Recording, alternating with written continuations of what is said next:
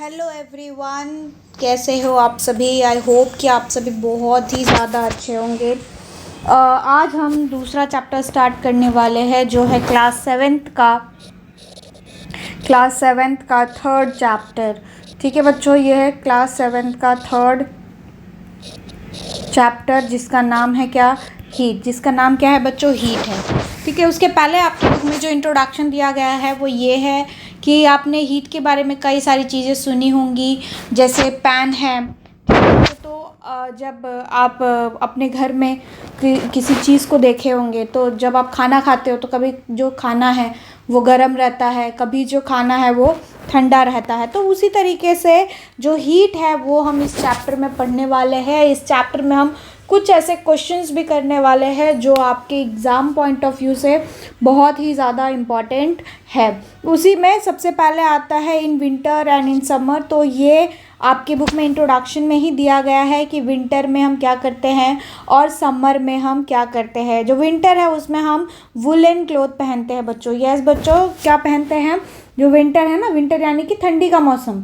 ठीक है बच्चों, उसमें क्या पहनते हैं हम, वुलन के क्लोथ पहनते हैं। क्यों? क्योंकि वुलन के क्लोथ जो है वो क्या करता है, गुड, हम ऐसा कह सकते हैं कि गुड हीट एब्जॉर्बर है, यानी कि हीट को अच्छी तरीके से एब्जॉर्ब करने की कैपेसिटी जो है वो वुलन क्लोथ में होती है। वही अगर हम समर की बात करें तो समर में हम कॉटन के क्लोथ और लाइट कलर के क्लोथ पहनते हैं।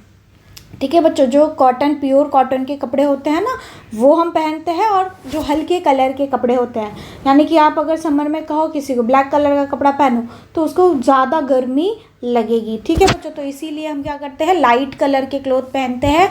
ये लाइट कलर के क्लोथ क्या करते हैं, रिफ्लेक्टर होते हैं। क्या होते हैं, हीट रिफ्लेक्टर। ठीक है बच्चों, तो ये क्या होते हैं, अच्छे हीट रिफ्लेक्टर होते हैं। क्योंकि कॉटन के क्लोथ क्या करते हैं, कॉटन के क्लोथ और जो लाइट कलर क्लोथ है वो हीट को एमिट करते हैं। एमिट यानी कि रिफ्लेक्ट करना। ठीक है बच्चों, तो ये यहाँ से हम ये चैप्टर शुरू करेंगे। इस चैप्टर में हम sea breeze, land breeze, conduction, conductor, insulator, convention, radiation, ये सारी चीज़ें हम इस चैप्टर में कवर करने वाले हैं। अगर आप इस चैनल पे नए हैं तो प्लीज़ इस चैनल को सब्सक्राइब करिए, बेल आइकन को दबाना मत भूलिएगा ताकि सभी नए नोटिफिकेशंस जो है वो आप तक इजीली पहुंचा जा सके। ये हम आपको फ्री ऑफ कॉस्ट में पढ़ा रहे हैं, इसका कोई भी आपको कॉस्ट जो है वो नहीं लगेगा। ठीक है, ये जो नोट्स हैं ये आप मेरे साथ ही बनाते चलिएगा। इसमें कुछ इंपॉर्टेंट क्वेश्चंस हैं जो आपके एग्ज़ाम के पॉइंट ऑफ व्यू से भी बहुत ही ज़्यादा इम्पॉर्टेंट है। ठीक है बच्चों, तो सबसे पहले आता है हॉट एंड कोल्ड क्या होता है। ठीक है बच्चों, तो हॉट एंड कोल्ड क्या होता है। हॉट जो होता है वो हम टी को कहते हैं, यानी कि जो सुबह आपकी मम्मी पीती होंगी ना, सुबह पेरेंट्स या ग्रैंड पेरेंट्स जो भी होते होंगे वो सभी जो है वो ये पीते हैं, दैट इज़ टी। तो टी क्या होती है, टी जो है वो गर्म रहता है। वही अगर हम आइसक्रीम की बात करें बच्चों तो आइसक्रीम जो है वो कोल्ड रहता है। ठीक है बच्चों, तो आइसक्रीम जो है वो क्या रहता है, कोल्ड रहता है, यानी कि वो ठंडा रहता है। फिर उसके बाद बोला गया है नोट में मैंने लिख दिया है कि आपको किसी भी ऑब्जेक्ट को टच नहीं करना है जो ज़्यादा गर्म हो। ठीक है, अगर आप गैस के पास हो तो फिर आपको अच्छे से अपने हाथों को करना है। ठीक है बच्चों, तो उसके ऊपर नहीं रखना है आपके हाथों को, नहीं तो आपके हाथों में क्या हो जाएगी, आपके हाथों में जलन लग जाएगी। ठीक है बच्चों, तो फिर उसके बाद आपको एक्टिविटी दी गई है 3.1 एक्टिविटी। ठीक है, यहाँ पर हम एक्टिविटी भी साथ में ही करते चले जाएंगे। तो एक्टिविटी में कुछ इस तरीके से दिया गया है कि आपको 3 बीकर लेना है जो कि सिमिलर होना चाहिए। ठीक है, और ए में आपको कोल्ड वाटर डालना है, बी में आपको हॉट वाटर डालना है, और सी में आपको मिक्स डालना है, यानी कि हॉट वाटर और कोल्ड वाटर को दोनों को मिक्स करके डालना है। फिर उसके बाद बोला गया है कि आपको क्या करना है, आपको सभी में, ठीक है, आपको अपना लेफ़्ट हैंड इसमें डालना है और राइट हैंड इसमें डालना है। लेफ़्ट हैंड इसमें डालना है और राइट हैंड इसमें डालना है। ठीक है, कुछ 2-3 मिनट के लिए ही डालना है। उसके बाद आपको दोनों को हाथ निकालना है और फिर आपको इसमें ही दोनों पोर करना है, लेफ़्ट हैंड भी और राइट हैंड भी। ठीक है बच्चों, और दोनों में से आपको ये ऑब्जर्व करना है कि किस हाथ में आपको ठंडा लगा और किस हाथ में आपको गर्म लगा, या क्या टेम्परेचर डिफरेंस जो है वो आपके हाथों में दिखा। तो अगर आप, ये क्या था, ये कोल्ड वाटर था, तो कोल्ड वाटर से अगर आप इसमें डालोगे तो ये क्या है, ये मिक्स्ड है, यानी कि टेम्परेचर थोड़ा सा बढ़ा हुआ रहेगा, तो इसमें आपको क्या लगेगा, थोड़ा सा वार्मनेस लगेगा। तो वाटर ए, अगर आप रिमूव कर रहे हो अपने हाथों को ए से और फिर अगर आप सी में डाल रहे हो, यानी कि सी वाले बीकर में डाल रहे हो, तब आपके हाथों को क्या लगेगी, आपके हाथों को गर्मी लगेगी। ठीक है बच्चों, आपके हाथों को क्या लगेगी, गर्मी लगेगी। ठीक है, अगर आप बी से रिमूव कर रहे हो और फिर अगर आप सी में डाल रहे हो तो आपके हाथों को क्या लगेगी, ठंडी लगेगी, क्योंकि वो हॉट वाटर है। ठीक है बच्चों, तो ये रिलायबल जो टेम्परेचर है ये उसके हॉटनेस पे डिपेंड करता है कि क्या टेम्परेचर उसका होगा। और हमेशा बच्चों फिर एक जो मेन स्टेटमेंट है वो आता है कि जो टेम्परेचर है वो हमेशा किस चीज़ से मेजर किया जाता है। टेम्परेचर को मेजर करने के लिए एक डिवाइस है, and the device is known as what, thermometer. उस डिवाइस को क्या कहते हैं बच्चों, थर्मामीटर कहते हैं। ये आपके फिल इन द ब्लैंक्स में आ सकता है। The temperature is measured by the device called as what. ठीक है बच्चों, तो टेम्परेचर जब हम मेजर करते हैं किसी भी ऑब्जेक्ट का, तो हमें क्या उसका मतलब कौन सी डिवाइस का हम यूज़ करेंगे, तो जो डिवाइस है उसका नाम है बच्चों थर्मामीटर। ठीक है बच्चों, तो उसके बाद आता है मेजरिंग टेम्परेचर, यानी कि टेम्परेचर हम कैसे मेजर करते हैं। तो क्या आपने कभी ये थर्मामीटर देखा है बच्चों, ये जो है ये क्लिनिकल थर्मामीटर है। ठीक है बच्चों, ये क्या है, ये एक क्लिनिकल थर्मामीटर है। इसका यूज़ हम करते हैं हमारा जो फीवर है उसको चेक करने के लिए, यानी कि जो बॉडी का टेम्परेचर है उसको चेक करने के लिए हम क्या यूज़ करते हैं, क्लिनिकल थर्मामीटर यूज़ करते हैं। ठीक है बच्चों, तो अब आता है बच्चों कि क्लिनिकल थर्मामीटर क्या होता है। अगर आपके एग्ज़ाम में आया कि क्लिनिकल थर्मामीटर के बारे में कुछ हमें लिख कर दिखाइए, तो क्या आप दिखाएंगे, यहाँ पर आ जाते हैं। ठीक है बच्चों, तो टेम्परेचर के बारे में लिख कर दिखाइए, तो क्या दिखाएंगे आप, सबसे पहले कि ये लॉन्ग होता है। ठीक है, ये देखिए ये लॉन्ग है। ठीक है, ये ऐसे लॉन्ग होता है। नैरो होता है, यानी कि पतला सा होता है। यूनिफॉर्म ग्लास ट्यूब होता है, यानी कि सेम होता है, यहाँ से लेकर यहाँ तक ऐसे यूनिफॉर्मली डिस्ट्रीब्यूटेड होता है, यानी कि प्लेन होता है। इसके एक एंड पे बल्ब होता है, यहाँ पर देखिए बच्चों, ये एक एंड पे क्या है, ये बल्ब है। ठीक है, जिसमें क्या होता है, शाइनिंग थ्रेड होती है मर्क्यूरी की, और फिर इस बल्ब से ही निकलती हुई क्या रहती है, एक शाइनिंग थ्रेड रहती है जो कि मर्क्यूरी की रहती है। ठीक है बच्चों, और इस पे जो स्केल रहता है, ये देखिए ये जो स्केल है ना, ये आपको दिख रहा है छोटे छोटे नंबर ऑफ डिवीजन, उसे ही हम लोग क्या कहते हैं, सेल्सियस स्केल कहते हैं। क्या कहते हैं बच्चों, उसे हम लोग क्या कहते हैं, सेल्सियस स्केल कहते हैं। ठीक है, kelvin, the clinical thermometer read the temperature about 35 to 42 degree Celsius. ठीक है बच्चों, तो जो क्लिनिकल थर्मामीटर है वो कहाँ से कहाँ तक रीड करता है, सिर्फ 35 डिग्री सेल्सियस से 42 डिग्री सेल्सियस तक ही रीड करता है, यानी कि ये 35 यहाँ होगा और 42 आपका लास्ट में होगा बच्चों। ठीक है, तो ये है आपके क्लिनिकल थर्मामीटर के बारे में पूरी जानकारी। ठीक है, फिर उसके बाद हम कैसे रीड करेंगे टेम्परेचर को। ठीक है, जो थर्मामीटर में रीडिंग आई है उसको हम कैसे रीड करेंगे, ये है आपकी वो 3.2 एक्टिविटी कि कैसे। तो सबसे पहले हमें ये नोट करना है कि दो बड़े डिविजन्स कितने हैं, 1 2। ठीक है, अगर हम मान लें कि ये मेरा बड़ा डिवीज़न है, फिर उसके बाद हमें ये नोट करना है कि इनके बीच में कितने डिविजन्स है। ठीक है बच्चों,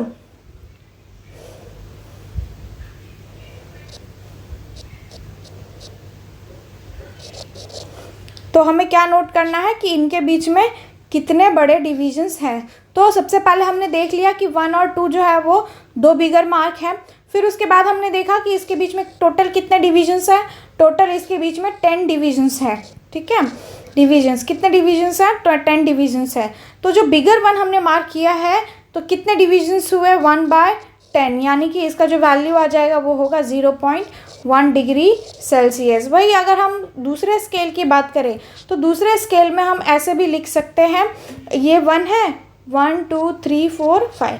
ठीक है बच्चों, मान लो कि हमने इसको रिप्रेजेंट किया, ये मेरा बिगर नंबर, या फिर मान लो 1 2 3 4 और ये 5, ये मेरा 3। ठीक है, तो मान लो कि मैंने ये नंबर और ये नंबर को कंसिडर किया, अगर मैंने ये दोनों नंबर को कंसिडर किया, उसके बाद मैं ये देखूंगी कि इसके बीच में कितना डिविजन्स है, 1 2 3 4 5, कितने डिविजन्स है, 5 डिविजन्स है। तो मैं क्या करूँगी, 1 को डिवाइड कर दूंगी 5 से, है ना, क्या है 1 और डिवाइडेड बाय 5, तो ये मेरा एक डिविजन्स जो है, यानी कि अगर मैं इसको देखूँ तो ये एक डिविजन्स जो है वो मेरा 0.2 को रिप्रेजेंट कर रहा है। फिर ये मेरा 0.4 हो जाएगा, ये मेरा 0.6 हो जाएगा, ये मेरा 0.8 हो जाएगा और फिर ये मेरा 3 होगा। ठीक है बच्चों, तो इस तरीके से हम इसका रीडिंग जो है वो लेते हैं। ठीक, फिर उसके बाद हम इसको कैसे यूज़ करते हैं, कि अगर हम यूज़ करने की बात करें तो कैसे यूज़ करते हैं हमें क्लिनिकल थर्मामीटर को। सबसे पहले तो हम थर्मामीटर लेते हैं, फिर उसके बाद हम उसे एक एंटीसेप्टिक सॉल्यूशन में डिप करते हैं, यानी कि एंटीसेप्टिक सॉल्यूशन से हम उसे वॉश करते हैं। फिर उसके बाद हम उसे थोड़ा सा जर्क देते हैं, जर्क यानी कि इसको छटकते हैं। ठीक है बच्चों, फिर छटकने के बाद क्या करना है कि हमें ये देखना है कि उसका जो मर्क्यूरी है वो उसका लेवल जो है वो कम होना चाहिए। तो जर्क क्या हेल्प करता है, जर्क हेल्प करता है कि उसका जो मर्क्यूरी लेवल है, यानी कि अगर मर्क्यूरी लेवल यहाँ तक पहुँच गया है तो उसके लेवल को यहाँ पर कम करने के लिए हेल्प करता है। ठीक है, तो जर्क ये करता है। आपको ये इंश्योर करना है कि जो टेम्परेचर है वो 35 डिग्री सेल्सियस से कम होना चाहिए। ठीक है बच्चों, तो मान लो कि अगर ये 35 है तो आपको ये इंश्योर करना है कि मर्क्यूरी का लेवल 35 से हमेशा क्या होना चाहिए, कम होना चाहिए। ठीक है बच्चों, फिर उसके बाद क्या करना है, आपको वो आपके टंग में रखना है। ठीक, सबसे पहले तो आपने ये देख लिया कि उसका टेम्परेचर कितना है, फिर उसके बाद सबसे पहले आपको उसको वॉश करना है, वॉश करने के बाद उसको जर्क देना है, जर्क के बाद क्या करना है, आपको उसको अपने टंग के नीचे रखना है, आपको आपकी बॉडी का टेम्परेचर मेजर करने के लिए। ठीक है बच्चों, फिर 1 मिनट के बाद अगर मैं यहाँ पर एक क्वेश्चन लिख दूँ कि how to measure the body temperature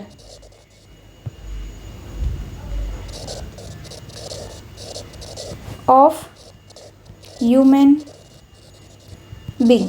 ठीक है, ये क्वेश्चन जो है ये भी एक इम्पॉर्टेंट क्वेश्चन है और ये भी आपके एग्ज़ाम में जो है वो आ सकता है। तो सबसे पहले क्या करना है, आपको उसको वॉश करना है एंटीसेप्टिक से।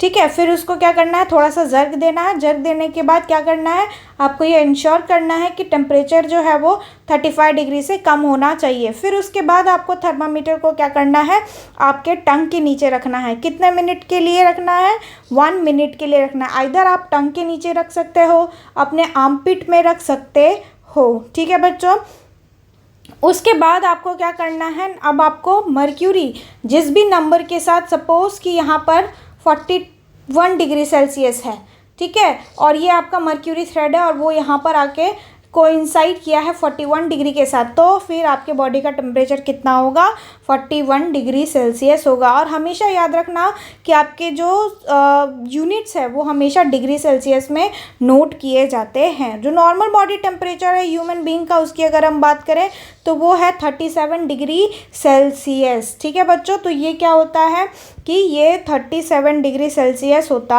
है। क्या होता है, ये नॉर्मल ह्यूमन बॉडी टेम्परेचर होता है 37 डिग्री सेल्सियस। ये आपको फिल इन द ब्लैंक्स में पूछा जा सकता है, what is the normal temperature of the human being. So the normal temperature of the human being is what, 37 degree Celsius. Either 1 sentence में पूछेंगे या फिर फिल इन द ब्लैंक्स में पूछेंगे। फिर उसके बाद आता है, is the temperature of every person is 37 degree Celsius. ये तो बहुत बड़ा क्वेश्चन मार्क है ना, क्योंकि आपकी बुक में एक एक्टिविटी है कि आपको थर्मामीटर लेना है और आपके दोस्तों का भी टेम्परेचर जो है वो मेजर करना है। लेकिन जब आप टेम्परेचर मेजर करोगे तो आपको ये पता चलेगा कि आपका और आपके दोस्तों का जो बॉडी का टेम्परेचर है वो वैरी कर रहा है। ठीक है, और कितना वैरी कर रहा है, चलिए देखते हैं। सबसे पहले, know the temperature of the every person में नॉट बी 37 डिग्री सेल्सियस। तो नॉर्मल जो बॉडी टेम्परेचर है ह्यूमन बीइंग का वो 37, मतलब सभी पर्सन का जो है वो सेम नहीं होता है। किसी किसी का थोड़ा बहुत ज़्यादा रहता है तो किसी किसी का थोड़ा बहुत कम भी रहता है। लेकिन हम ये कह सकते हैं कि जो normal average human body temperature है large number of healthy person का, वो 37 डिग्री सेल्सियस होता है। उसके बाद हम देखेंगे कि why clinical thermometer has 35 degree Celsius to 42 degree Celsius range only. Yes बच्चों, अगर आप गौर से क्लिनिकल थर्मामीटर को देखेंगे ना, तो क्लिनिकल थर्मामीटर जो है उसका जो रेंज है वो अप्रॉक्सीमेटली 35 डिग्री सेल्सियस से 42 डिग्री सेल्सियस के रेंज में ही रहता है। तो ऐसा क्यों है? क्योंकि ये क्लिनिकल थर्मामीटर को ऐसा डिज़ाइन ही किया गया है कि ये सिर्फ ह्यूमन बॉडी टेम्परेचर को ही मेंटेन कर पाएगा। ठीक है, इसके अलावा मतलब जैसे कि अगर हम बात करें कि 35 डिग्री सेल्सियस से लेकर 42 डिग्री सेल्सियस तक, तो नॉर्मल ह्यूमन बीइंग का जो बॉडी टेम्परेचर है वो 35 डिग्री सेल्सियस से कम नहीं होता है ना। तो उसका आंसर है the clinical thermometer is design to measure the human body temperature. ठीक है, क्लिनिकल थर्मामीटर को डिज़ाइन ही किया गया है ह्यूमन बॉडी टेम्परेचर को मेंटेन करने के लिए। अगर हम टेम्परेचर की बात करें तो नॉर्मल ह्यूमन बॉडी टेम्परेचर जो है वो 36 डिग्री सेल्सियस से कम नहीं होता, यानी कि 37 डिग्री सेल्सियस से लेस नहीं होता और 42 डिग्री सेल्सियस से बड़ा नहीं होता। इसीलिए यही रीज़न है कि जो नॉर्मल क्लिनिकल थर्मामीटर होता है उसका रेंज ही हम 35 डिग्री सेल्सियस से 42 डिग्री सेल्सियस तक के लिए रखते हैं। ठीक है बच्चों, फिर उसके बाद आता है एक और क्वेश्चन है, can we use clinical thermometer for measuring the boiling water and the hot milk? क्या हम क्लिनिकल थर्मामीटर का यूज़ बॉइलिंग वाटर या फिर हॉट मिल्क के लिए कर सकते हैं? नहीं। क्यों नहीं कर सकते? Because it does not go above the 42 degree Celsius. क्यों नहीं जाएगा? क्योंकि क्लिनिकल थर्मामीटर का रेंज ही 42 डिग्री सेल्सियस है, और अगर हम किसी चीज़ को बॉईल करते हैं तो उसका टेम्परेचर का रेंज जो है वो 100 डिग्री सेल्सियस के आसपास, 110 डिग्री सेल्सियस के आसपास होता है, जो कि हमारे लिए रिलायबल नहीं है, और इसीलिए हम जो क्लिनिकल थर्मामीटर है उसका यूज़ नहीं करते बॉइलिंग वाटर और हॉट मिल्क को मेजर करने के लिए। ठीक है बच्चों, उसके बाद एक क्वेश्चन दिया गया है कि आपको क्या करना है, क्लिनिकल थर्मामीटर को आपके फ्लेम से दूर रखना है और जो सनरेज है उससे भी आपको क्या करना है, दूर रखना है, नहीं तो वो क्या हो जाता है, वो खुद ही ब्रेक हो जाता है। तो इससे आपको क्या करना है, आपके क्लिनिकल थर्मामीटर को प्रिवेंट करके रखना है। उसके बाद आता है बच्चों लेबोरेटरी थर्मामीटर के बारे में। तो लेबोरेटरी थर्मामीटर में अगर हम बात करें तो how do we measure the temperature of the other object. ठीक है, तो हम कैसे दूसरे ये क्वेश्चन है बच्चों, ठीक है, कि अगर हम बॉडी टेम्परेचर के अलावा अगर किसी और चीज़ को मेजर करना चाहते हैं तो उसके लिए हम क्या यूज़ कर सकते हैं, तो उसके लिए हम लोग क्या यूज़ कर सकते हैं, दूसरे टाइप का थर्मामीटर यूज़ कर सकते हैं, that is your what, laboratory thermometer. ठीक है बच्चों, फिर उसके बाद एक और क्वेश्चन आता है बच्चों कि कितने टाइप के थर्मामीटर होते हैं टोटल। तो टोटल जो है वो 4 टाइप के, मेनली जो 4 टाइप के थर्मामीटर होते हैं, कि आपको 2 मार्क्स के लिए क्वेश्चन पूछा जा सकता है कि how many types of thermometer are there. तो फर्स्ट वन आता है clinical thermometer, laboratory thermometer, maximum minimum thermometer and infrared thermometer. ठीक है बच्चों, तो मैक्सिमम एंड मिनिमम थर्मामीटर का यूज़ हम क्या करते हैं, टू चेक द वेदर। ठीक है, वेदर को चेक करने के लिए हम मैक्सिमम एंड मिनिमम थर्मामीटर का यूज़ जो है वो करते हैं। ठीक है बच्चों, उसके बाद एक और क्वेश्चन आता है, right a note on clinical thermometer. तो क्लिनिकल थर्मामीटर के बारे में यहाँ पर लेबोरेटरी थर्मामीटर आना चाहिए। ठीक है बच्चों, तो क्या आना चाहिए, laboratory thermometer. Right a note on laboratory thermometer. Laboratory thermometer के ऊपर क्या करिए, नोट लिखिए। अगर हम लेबोरेटरी थर्मामीटर की बात करें तो वो कैसा दिखता है, वो भी लॉन्ग होता है। ठीक है, लॉन्ग नैरो होता है, सिलेंड्रिकल शेप का होता है, एक एंड पे उसके क्या होता है, बल्ब होता है बच्चों। ठीक है, एक एंड पे क्या होता है, बल्ब होता है, और इसमें जो थ्रेड लाइक स्ट्रक्चर होती है उसमें क्या होता है, मर्क्यूरी होता है। अगर हम लेबोरेटरी थर्मामीटर के रेंज की बात करें तो वो कितना रेंज होता है, रेंज ऑफ, ये रेंज है। ठीक है बच्चों, ये क्या है, रेंज है, कितने से कितने तक है, -10 डिग्री सेल्सियस से, यानी कि -10 डिग्री सेल्सियस से ये कितना तक मेजर कर सकता है, 110 डिग्री सेल्सियस तक ये मेजर कर सकता है। ये क्या है, ये लेबोरेटरी थर्मामीटर का रेंज है। और क्लिनिकल का कितना था, 35 degree Celsius to 42 degree Celsius. ठीक है बच्चों, उसके बाद आता है आपका 3.4 activity, how to use thermometer और what was the correct way to measure the body temperature of the object. तो सबसे पहले हमें क्या करना है, take a tap water in the beaker. सबसे पहले आपको एक बीकर लेना है, उसमें क्या करना है, पानी डालना है, ठीक है, और फिर उसमें आपको थर्मामीटर को डीप करना है, ठीक है। और आपको ये इंश्योर करना है कि इसका जो बल्ब है, ठीक है बच्चों, इसका जो बल्ब है, अगर मैं इसका बल्ब बनाऊं तो यह जो इसका बल्ब है वो पानी में डूबता हुआ रहना चाहिए। आपको ये मेक श्योर करना है कि इसका ये जो बल्ब है आइदर इसके साइड में ना टच हो और ना ही इसके बॉटम में टच हो, ठीक है। और फिर ये जो है थर्मामीटर जो है वो क्या होना चाहिए, वर्टिकली होना चाहिए, ठीक है। फिर आपको क्या करना है, मर्क्यूरी का ऑब्जर्वेशन देखना है कि मर्क्यूरी कहाँ से लेकर कहाँ तक रीच कर पा रहा है, ठीक है। और यहाँ तब तक आपको ये होल्ड करके रखना है थर्मामीटर को जब तक कि मर्क्यूरी जो है वो स्टेडी ना हो जाए, यानी कि रुक ना जाए, ठीक है। और जहाँ पर भी वो रुकेगा वो आपके मग के जो वाटर है उसका टेम्परेचर होगा।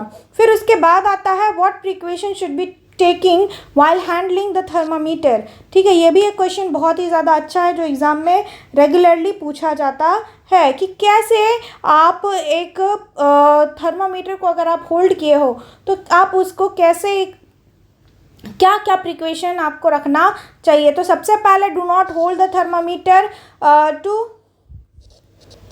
ठीक है, do not hold the thermometer with the bulb, ठीक है। आपको उसको बल्ब को पकड़ कर नहीं रखना है, नहीं तो वो आपके बॉडी का टेम्परेचर बता देगा, ठीक है। फिर उसके बाद आपको क्या करना है, थर्मामीटर को ऐसे टिल्ट नहीं करके रखना, ना ऐसे रखना है ना ऐसे, सपोज कि ये बीकर है तो ना ऐसे रखना है ना ऐसे रखना है, ठीक है, कैसे भी नहीं रखना है, आपको सीधा स्ट्रेट रखना है। और ये क्या होना चाहिए, ये बॉटम को टच नहीं करना चाहिए, ठीक है।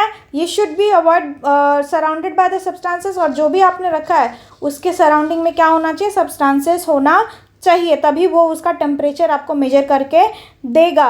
और आपको ये भी इंश्योर करना है bulb should not touch the bottom और साइड ऑफ द फ्लास्क। जो बल्ब है थर्मामीटर का वो ना तो फ्लास्क को टच करना चाहिए किसी भी साइड में और ना ही वो उसके बॉटम को टच करना चाहिए। उसके बाद आता है बच्चों 3.5 एक्टिविटी। 3.5 एक्टिविटी में क्या बोला गया है, आइए देखते हैं। सबसे पहले बोला गया है कि टेक अ हॉट वाटर, ठीक है। आपको क्या करना है, वाटर लेना है, हॉट वाटर लेना है बीकर में, और फिर उसके बाद आपको उसमें थर्मामीटर डालना है, ठीक है। फिर आपको क्या करना है, उस थर्मामीटर को डालने के बाद आपको ये देखना है कि जो मर्क्यूरी है वो किधर तक बढ़ रहा है और कहाँ पर जाकर वो स्टॉप हो चुका है, ठीक है। फिर आपको क्या करना है, उसको आप जैसे ही रिमूव करोगे तो आप देखोगे कि जो मर्क्यूरी का लेवल है वो कम होता जा रहा है, ठीक है। तो इसीलिए क्या बोला गया है कि it means that the temperature must be read while the thermometer when there it is in beaker, ठीक है। क्या बोला गया है कि तभी आप मेजर कर सकते हो किसी भी लिक्विड का टेम्परेचर जब तक थर्मामीटर उसके अंदर है तभी तक। क्यों, क्योंकि जैसे ही आप उस थर्मामीटर को बाहर निकालोगे तो क्या हो जाएगा, उसका जो मर्क्यूरी का लेवल है वो डिक्रीज़ होना शुरू हो जाएगा, ठीक है, जो कि क्लिनिकल थर्मामीटर में नहीं होता है। यूजुअली जो क्लिनिकल थर्मामीटर होता है उसमें जो मर्क्यूरी का लेवल है वो कम नहीं होता है। लेबोरेटरी थर्मामीटर में ये मर्क्यूरी लेवल जैसे ही आप उसको बाहर निकालोगे वैसे ही वो कम होने लगता है, ठीक है। तो इसीलिए हम लेबोरेटरी थर्मामीटर को यूज़ नहीं कर सकते हैं बॉडी टेम्परेचर मेंटेन करने के लिए, यानी कि बॉडी टेम्परेचर को मेजर करने के लिए। क्यों, क्योंकि जो मर्क्यूरी थर्मामीटर है वो क्या होगा, जैसे ही आप माउथ से निकालोगे वैसे ही उसका टेम्परेचर गिरने लगेगा, यानी कि उसका मर्क्यूरी फॉल होने लगेगा। तो उसे कैसे पता चलेगा आपको कि आपकी बॉडी का टेम्परेचर कितना था, है ना। जब भी क्लिनिकल थर्मामीटर में तो ऐसा कुछ होता ही नहीं है। क्लिनिकल थर्मामीटर में तो जैसे आपका बॉडी टेम्परेचर रहेगा वही रहेगा जब तक आप उसको जर्क नहीं दोगे तब तक, ठीक है बच्चों। तो can we use the laboratory thermometer to measure the body temperature? No, because it is not the convenient to use the laboratory thermometer for this purpose, ठीक है। ये भी एक क्वेश्चन है कि क्या हम लेबोरेटरी थर्मामीटर हमारे बॉडी के टेम्परेचर का मेजरमेंट करने के लिए रख सकते हैं? नहीं बच्चों, नहीं रख सकते हैं, क्योंकि ये कन्वीनियंट ही नहीं है। हम इसका यूज़ ही नहीं कर सकते हैं बॉडी टेम्परेचर को मेंटेन करने के लिए, क्योंकि जैसे ही हम बॉडी से निकालेंगे उसका मर्क्यूरी गिरने लगेगा तो हमें एक्यूरेट बॉडी टेम्परेचर मिलेगा ही नहीं कभी। इसीलिए हम लोग क्लिनिकल थर्मामीटर प्रेफर करते हैं, लेबोरेटरी थर्मामीटर प्रेफर नहीं करते, ठीक। उसके बाद बोला गया है why does mercury not fall in the rise in the clinical thermometer where it is when it is removing from the mouth. ठीक है, हाँ ये भी एक अच्छा क्वेश्चन है कि मैम जब लेबोरेटरी थर्मामीटर मुंह में से निकाला तो फिर या आर्मपिट में से निकाला हमने बॉडी टेम्परेचर को मेंटेन करने के लिए, तो उसका मर्क्यूरी तो फॉल होने लगा, यानी कि नीचे आने लगा, तो हमें तो एक्यूरेट टेम्परेचर मिला ही नहीं। तो मर्क्यूरी क्लिनिकल थर्मामीटर में ऐसा क्या है कि वो बॉडी टेम्परेचर को स्टेडी रखता है, यानी कि वो उसका मर्क्यूरी लेवल गिरने ही नहीं देता। तो उसका आंसर ये है बच्चों कि उसमें किंक होता है।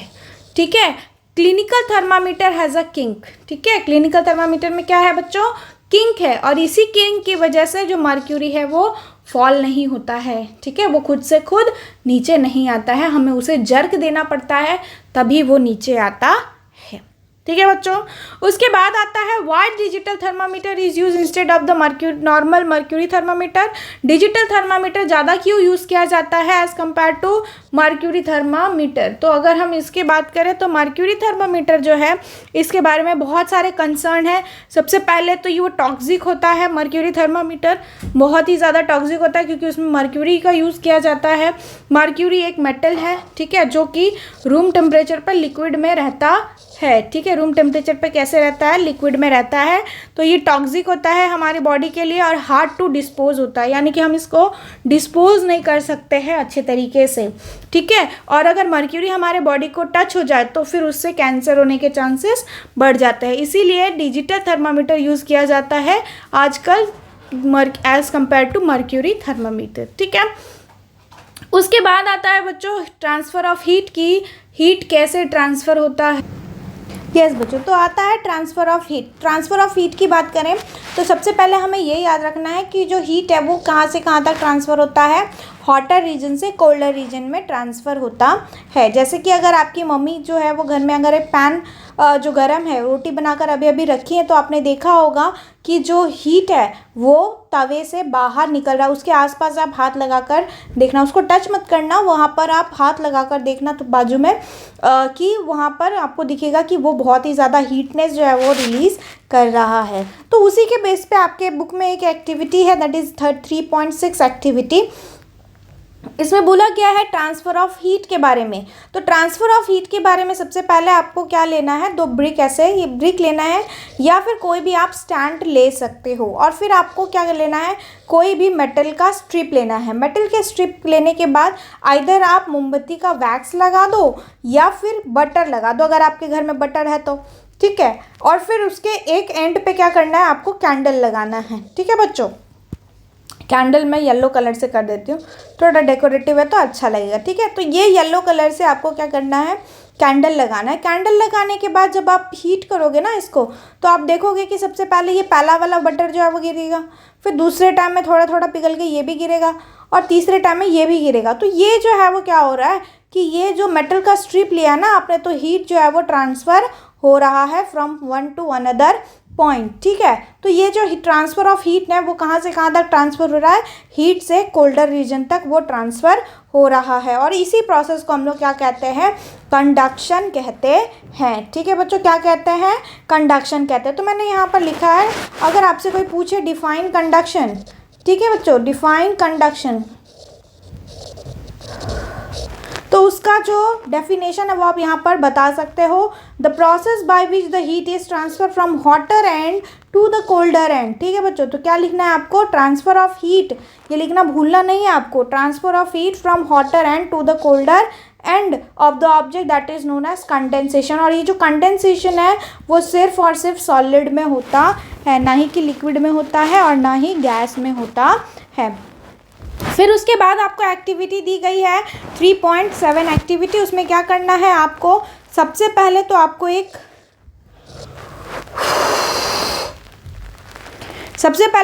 एक बीकर लेना है और उसमें क्या करना है, हॉट वाटर को पोर करना है। ठीक है, हॉट वाटर को पोर करना। अगर मैं इस एक्टिविटी को ऐसे समझाऊँ तो आपको सबसे पहले एक बीकर लेना है, उसमें आपको हॉट वाटर डालना है, ठीक है, यानी कि गर्म पानी डालना है। फिर उसमें आपको स्केल डालना है, पेंसिल डालना है, या जो भी चीज़ आप डालना चाहो आप उसमें क्या कर सकते हो, डाल सकते हो। उसमें डालने के बाद आपको क्या करना है, दूसरे एंड पर आपको टच कर कर देखना है, ठीक है, you have to touch this, ठीक है, टच करना है। टच करने के बाद आपको क्या दिखेगा कि कुछ ऐसी चीज़ें हैं जिसमें आपको हीट दिख रही है, यानी कि हीट जो है वो यहाँ नीचे से ट्रांसफ़र होकर ऊपर तक गया है, यानी कि ट्रांसफ़र हुआ है, यानी कि कंडक्शन हुआ है, ठीक है। लेकिन कुछ ऐसे ऑब्जेक्ट होंगे जिसमें ये ट्रांसफ़र ही नहीं होता, ठीक है, तो उसे क्या कहते हैं, ऐसे ऑब्जेक्ट जिसमें हीट ट्रांसफ़र हो उसे हम लोग कंडक्टर कहते हैं, ठीक है। और ऐसी चीज़ जिसमें हीट ट्रांसफ़र ना हो उसे हम लोग क्या कहते हैं बच्चों, इंसुलेटर कहते हैं। ये नोट्स बनाते चलिएगा, बहुत ही ज़्यादा इंपॉर्टेंट है। तो कंडक्टर का मतलब क्या है, the material which allow the heat to pass through them easily, that is known as conductor. तो कंडक्टर क्या है कि ऐसा मटेरियल जो उसके थ्रू हीट ईजिली ट्रांसफ़र हो सके उसे कंडक्टर कहते हैं। अगर हम इंसुलेटर की बात करें तो इंसुलेटर क्या होता है, ऐसा मटेरियल जो कि पुअर कंडक्टर ऑफ हीट हो, वो इलेक्ट्रिसिटी को कंडक्ट नहीं करता। अगर हम कंडक्टर के एग्जाम्पल की बात करें तो उसमें आयरन और कॉपर जो कि बेस्ट एग्जाम्पल आता है। वही अगर हम इंसुलेटर की बात करें तो वो पुअर कंडक्टर ऑफ हीट होती है, जिसने क्या किया है, उसने इलेक्ट्रिसिटी को पास करने में हेल्प नहीं की है। तो इसका जो बेस्ट एग्जाम्पल है बच्चों वो है आपका प्लास्टिक, ठीक है, प्लास्टिक, ठीक है। क्या होता है प्लास्टिक, जो सस्पेन होते हैं आपके घरों में, ठीक है, उसमें आप देखो कि पीवीसी यूज़ होता है, यानी कि जो पैन होता है ना उसमें आप देखो यहाँ पर ब्लैक कलर का मटेरियल से बना हुआ होता है, तो उस ब्लैक कलर के मटेरियल को पीवीसी कहते हैं, पॉलीविनाइल क्लोराइड, ठीक है। तो ये पीवीसी, ठीक है, पॉलीविनाइल क्लोराइड, ठीक है। तो ये क्या करता है, ये हीट प्रिवेंट करता है, यानी कि ये क्या कर रहा है, इंसुलेटर का काम कर रहा है, ठीक है। तो वाटर और एयर जो है ये पुअर कंडक्टर ऑफ हीट है, यानी कि ये हीट को कंडक्ट नहीं करते हैं। उसके बाद आता है आपका दैट इज 3.8 एक्टिविटी। इसमें क्या करने के लिए बोला गया है आपको, इसमें बोला गया है कि आपको एक बीकर लेना है जो कि जिसका राउंड बॉटम फ्लास्क होना चाहिए, यानी कि राउंड में होना चाहिए, ठीक है। फिर उसके बाद आपको क्या करना है कि नीचे से बेंसन, इसे हम लोग बेंसन बर्नर कहते हैं, ठीक है, ये है आपका गॉज और ये है आपका राउंड बॉटम फ्लास्क, ठीक है। तो ये है। फिर आपको क्या करना है, इसमें पानी लेना है, ठीक है। पानी लेने के बाद आपको नीचे से जलाना है, नीचे से बर्नर जलाने के बाद आपको पानी रखना है। पानी रखने के बाद आपको 2-3 पोटेशियम पर मैग्नेट डालने हैं, जो कि कौन से कलर का होता है, पर्पल कलर का होता है, ठीक है, डार्क पर्पल कलर का होता है। वो जो ये रिएक्शन आपकी मैम दिखाएंगे तो बहुत अच्छा दिखेगा, सेम टू सेम ऐसे ही रिएक्शन दिखता है। इसमें क्या होता है, जब आप हीट करोगे ना तो जो वाटर है ये एक पैटर्न में बन के उभरता है, ठीक है, आपको ऐसा दिखेगा, ठीक है, ये एक पैटर्न बनता हुआ दिखता रहा है, ठीक है। तो इसे हम लोग क्या कहते हैं, कन्वेक्शन प्रोसेस कहते हैं। The process continue till the whole water get heated. ये प्रोसेस कब तक चलता रहता है, जब तक, इसमें क्या होता है अगर मैं आपको बताऊं तो ये पोटेशियम पर मैग्नेट है, ये हीट हुआ, हीट होने के बाद ये हीट हुआ तो हल्का हो जाएगा तो ये ऊपर चला जाएगा और जो भारी पानी है वो नीचे आ जाएगा, ठीक है। तो इस तरीके से ये कंटिन्यूसली चलता रहता है और इस प्रोसेस को क्या कहते हैं, कन्वेक्शन प्रोसेस कहते हैं। Hot water rise up and the cold water gets down, ठीक है, हॉट वाटर जो है वो ऊपर आ जाएगा, हॉट वाटर, एंड नीचे रहेगा कोल्ड वाटर, ठीक है बच्चों। तो इसे प्रोसेस को हम लोग क्या कहते हैं, कन्वेक्शन कहते हैं। उसके बाद आता है सी ब्रीज। तो ये है आपके नोट्स के सी ब्रीज क्या होते हैं। मेनली जो सी ब्रीज और लैंड ब्रीज है वो जो कोस्टल एरिया में लोग रहते हैं वो लोग ज़्यादा इसको फील करते हैं, ठीक है। तो जो पीपल कोस्टल एरिया में रहते हैं ये इंटरेस्टिंग फिनोमेना को फॉलो करते हैं, यानी कि वो उन्हें पता होता है कि ये फिनोमेना जो है वो मेनली चलता ही रहता है और उन्हें वहाँ पर ऑब्वियसली रहने में बहुत ही ज़्यादा अच्छा लगता भी है, ठीक है। तो डे टाइम में क्या होता है बच्चों, जब सूरज दादा आ जाते हैं तब जो लैंड है वो जल्दी से जल्दी फास्ट से फास्ट गर्म हो जाता है, जबकि एज़ कम्पेयर टू वाटर, यानी कि वाटर जो है वो लेट गर्म होता है और जो लैंड है वो जल्दी गर्म हो जाता है, ठीक है। सपोज़ कि ये लैंड है, ठीक है, और इस लैंड के ऊपर एयर है। तो लैंड जो है वो डे टाइम में क्या है, ये डे टाइम है, तो डे टाइम में क्या होगा कि लैंड जो है वो जल्दी हीट हो जाएगा। ठीक है, हीट हो जाएगा, हीट होने के बाद इसके ऊपर का जो एयर है वो भी हीट हो जाएगा कन्वेक्शन के थ्रू। तो ये क्या होगा, ये ऊपर चला जाएगा। क्यों? क्योंकि जो गर्म हवा रहती है वो हल्की रहती है एज़ कम्पेयर टू ठंडी हवा। ठीक है, तो गर्म हवा जो है वो हल्की रहेगी तो वो ऊपर चली जाएगी। तो जो कोल्ड वाटर है यानी कि सी वाला जो एयर है वो क्या होगा, वो लैंड की तरफ आ जाएगा। ठीक है, तो इस तरीके से जो सी ब्रीज है वो चलता ही रहता है। The air above the land became hotter and rise up. ठीक है, जो एयर है यानी कि अगर ये लैंड है, मान लो कि ये लैंड है और ये अगर एयर है तो वो क्या हो जाएगा, वो गर्म हो जाएगा तो वो ऊपर चला जाएगा। ठीक है, क्या हो जाएगा, ऊपर चला जाएगा। ठीक, then the cooler air from the sea rush towards the land, और जो ठंडी हवा रहेगी सी के पास वो किसके पास चली जाएगी, लैंड के पास चली जाएगी। तो ये साइकिल जो है वो कंटिन्यूसली चलता रहता है, जिसे हम लोग क्या कहते हैं, सी ब्रिज कहते हैं। उसके बाद आता है लैंड ब्रिज। तो लैंड ब्रिज क्या होता है, नाइट टाइम में ये एग्जैक्टली अपोजिट हो जाता है। नाइट टाइम में जो पानी रहता है वो as compare to land, land जो है वो क्या हो जाता है जल्दी, पानी जो है वो वो क्या हो जाता है, जल्दी ठंडा हो जाता है। और जो लैंड है वो लेट से ठंडा होता है। तो उसमें क्या हो जाता है, सपोज़ कि ये पानी है और ये लैंड है, तो फिर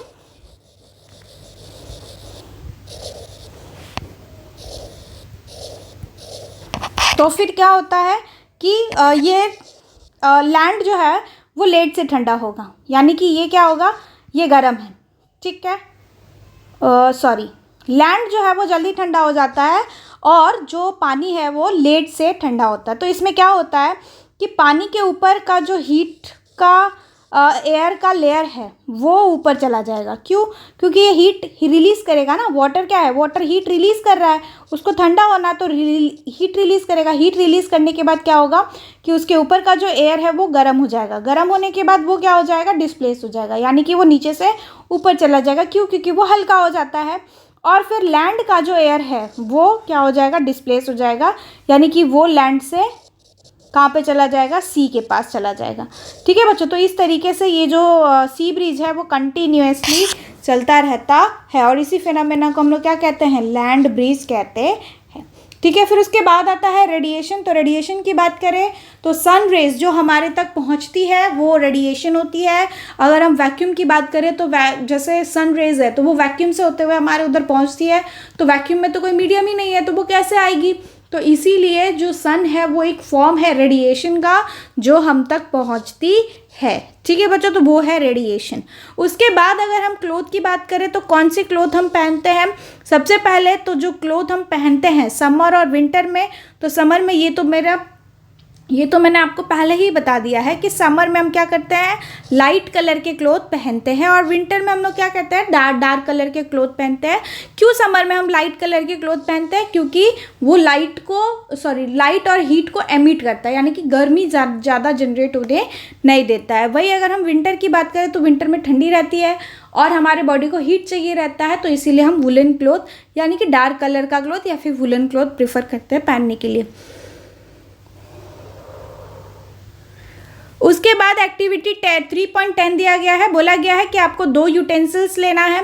दोनों यूटेंसिल्स में एक को आपको क्या करना है, ब्लैक कलर से कलर कर देना है और एक आपको ऐसे ही रखना है और दोनों में क्या करना है, पानी भर देना है और दोनों को में पानी भरने के बाद 1 घंटे के लिए आपको सन में रखना है।